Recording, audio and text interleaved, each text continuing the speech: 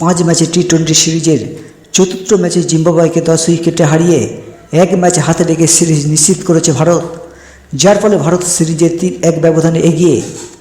এদিন টস জিতে প্রথমে ফিল্ডিং করার সিদ্ধান্ত নেন ভারতের অধিনায়ক শুভমান গিল। প্রথমে ব্যাট করতে নেমে দারুণ শুরু করে জিম্বাবুয়ে 2 ওপেনার ব্যাটসম্যান ওয়েলসি মাধবেরে ও তাদুরাশি মারুমারি। ওপেনিং জুটিতে দুজনে যোগ করেন 63 রান।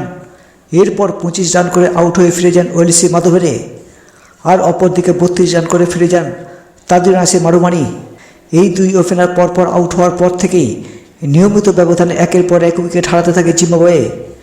দলের হয়ে সর্বাধিক 28 বলে 2টি 4 ও 3টি ছক্কার বিনিময়ে 46 রান করেন জিম্বাবুয়ের অধিনায়ক সিকান্দার রাজা, যার ফলে নির্ধারিত ওভার শেষে 7 উইকেট হারিয়ে 152 রান তোলে জিম্বাবুয়ে।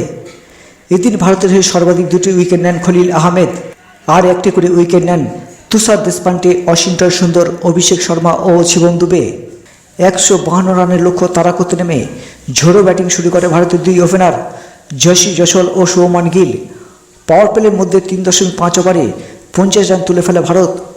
দুজনে বিধ্বংসী ব্যাটিংয়ে শেষ পর্যন্ত ভারত কোনো উইকেট না হারিয়ে 15.2 ওভারে জয়ের লক্ষ্যে পৌঁছে যায়, যেখানে মাত্র 53 বলে 93 রান করে অপরাজিত থাকেন যশী জয়সওয়াল।